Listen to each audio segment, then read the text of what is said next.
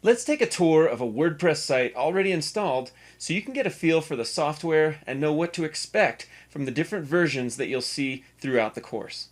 The WordPress software is updated quite often, adding security fixes and new features, but it's also backward compatible. This means that whichever version you see me use in the lessons, your practice site is likely to be slightly newer and may contain some differences. In this lesson, I'll show you the newest release, version 5.0, which includes a different editing system for posts and pages. I'll also show you how, by installing a simple plugin, we can keep all our WordPress sites working with older themes and plugins even before they've been adapted for the new 5.0 editor. Let's just start out by taking a look at WordPress.org, and you can follow along if you like. Keep in mind that this is not WordPress.com, the hosted solution that doesn't give you unlimited options. WordPress.org is the version of WordPress that we are working with in this course, the open source version that is often called self-hosted WordPress. On the home page, there's a Get WordPress button at the top right, and on that page, there's a download button. You can see that the latest version is WordPress 5.0. There's also a number of options across the top. You can check out the showcase and themes and plugins. Those are the main things that we'll be using. For now, I have a local environment set up where I have a WordPress site set up right here under a tab. Now, it doesn't look like anything special. This is just a blank theme, the new theme called 2019, using WordPress 5.0. There's just not really any content or imagery in it yet. If I go to the administrator dashboard, it'll prompt me to log in.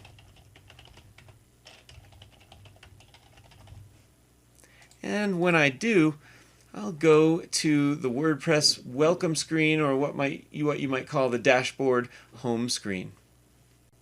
Now, this is a brand new, fresh WordPress installation just coming out with all the default settings.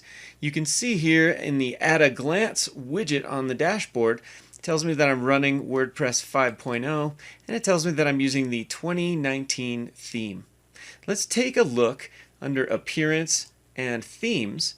And there are 3 themes installed in the default installation here, and one of them is active. The one at the top left is the one that shows as active.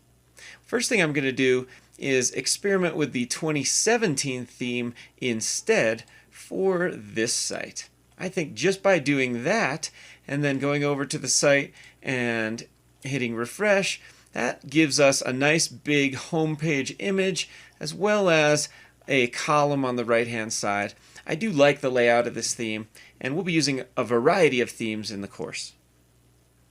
Now, themes in WordPress are what determine the look and feel of the website itself. And plugins, if I roll over plugins and click installed plugins, I don't have any installed plugins at this time. Now, depending on your environment, your host may have installed some default plugins to get you started to begin with, but at this point, we don't have any. Now, while themes control the look and feel of a WordPress website, plugins add functionality. And so the first thing I want to do, because WordPress 5.0 introduces a new editing system called the block editor, the first thing I'm going to do is add a new plugin by clicking Add New. Then I'm going to look for the Classic Editor. WordPress is keeping it near the top, and they're going to keep this plugin supported for the next few years as everybody transitions over to the new block editor. In development, it was codenamed Gutenberg, and lots of people have installed it and played with it previous to 5.0 being released. But I'm just going to click Install Now next to the Classic Editor plugin. Once it's installed, I can choose to activate it. And when the Classic Editor is activated, you can choose between the original editor that's been with WordPress for a long, long time or the new block editor. The potential problem is that some themes and some plugins might not be compatible with the new block editor at this point. And so by installing the Classic Editor plugin, we can assure that any content that we bring in terms of themes or plugins will work. We can choose the default editor and whether we allow users to switch editors when they need to. So I'm going to click Yes, and then I'll do default editor as the classic editor and click Save Changes. Now, the Classic Editor plugin adds a couple of settings to the Settings Writing screen, and that's where I've made these adjustments. But the first thing I want to do, because 2017, the theme, comes with some sample content. If you don't make any changes to your site or add any content initially, you can allow the theme to add some sample content for you. So I'm going to do that right now to make sure it's in there. I'm going to, under Appearance, click Customize. This opens what we call the Customizer in WordPress. It shows a representation of what the site looks like on the right, as well as some controls on the left side. Now, under Theme Options, if I haven't done anything to change the content of the site yet, 2017 Theme will add certain pages and populate them here in the home page. This theme has a home page that shows some different sections with static background images behind, like this. Now, the theme has added an About page and a Contact page, among several others. Now, if I just click Publish, now I've saved those pages in my WordPress installation. Now, if I go to Pages, All Pages, you can see that I have a number of pages here. One called Blog, About, a homepage section, Contact, and a page called Home. The privacy policy and the sample page are two default pages that are included with WordPress. Now you can see, now that I have two kinds of editors installed, I have a reference here in black next to the title of each page, whether it's the classic editor or whether it's using the block editor. Let's take a look at the difference. Let's just take a look at the About page. By clicking the title of the page or either the classic or the block editor, I can open up that page in a WordPress editing window. Now here's what the classic editor looks like. It is called the Tiny MCE editor. That's a piece of software that sits inside of WordPress and gives us these controls here that are like editing a word processing document or an email. Everything from different paragraph and heading styles to bold and italic, alignment, and adding media are provided with all these controls. Then the content goes here inside the content window, and then you click Update to update the post. This is how WordPress has worked for many years, and now there's a new block editor that makes it much easier to create custom and beautiful layouts within each page or post's content area. I'll just show you an example how I might place an image next to the text here. Let's say let's say we want to put an image to the left and have this text to the right of this main body text column. I could click Add Media, and if you click the media library, there are 3 images that were pulled in as a part of the 2017 sample content. I could just choose one of the images, and then on the right I could say the alignment should be left, and let's choose a size, maybe large, and insert that into the page. Now, since this is a pretty large image and the column width is limited, the text has dropped down here to the bottom. What if I wanted to, let's center that image? It looks just about the same because this is the width of the column. Maybe if I click the Edit button on there, let's go to the smaller medium size and click Update. Now you can see the difference. This image is centered on the page and the text is below. If I want the text to wrap around the image, I could just align this image to the left, then the text will go along the right, and if it were longer, it would go down and wrap around the bottom there. I'm just copying and pasting a little bit more of the same text, and you can see how that might look. If I click Update, now I can right-click on this link here, which is for this page, and open it in a new tab. And let's take a look at what this post or this page looks like. You can see there's the column that I'm working with, and everything else is controlled in other places. This big image is what's called a featured image. As we imported that sample content from the 2017 theme, it used this picture for the featured image. And that's the way 2017 displays its pages. A large image and then the content of the page. Let's go back and take a look at what it might mean for us to use the block editor instead of the classic editor.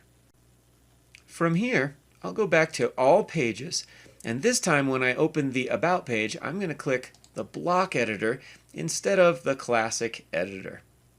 It shows you a few tips that you can read when you first start out, and since we do have the classic editor plugin enabled, we've got a little link down here that says switch to classic editor.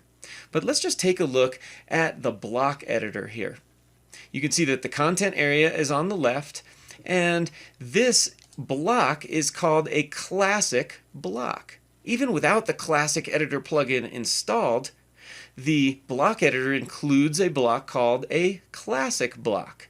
Now, if we go over to more options over here, we can say convert to blocks. Now, what WordPress does is converts what was already in the classic editor into blocks. Now, blocks are just building blocks like Legos that you can use to group some content into different places. It just gives a more modular approach and makes it easy to make unique layouts on each page. Now, when I want to add more content below, I can just click the plus button up here, and there's a number of different types of blocks, quite a few, most used, and there's common blocks, formatting blocks, all kinds of different layout elements, widgets and things. But all you do, you can even search for a block. Yeah, maybe I just want to do some paragraph text. If I just paste some text in there, that you can see that this now is a unique block of content called paragraph below the other paragraph content block. Now, we placed an image inside of the paragraph content block just like we were able to do before, but now we have the ability to add even more different kinds of blocks. Like suppose we wanted an image gallery. Go to the media library. Maybe I'll put all 3 of these images in a gallery. I could add a caption to each one, and I could just say insert gallery. And now that is a gallery block.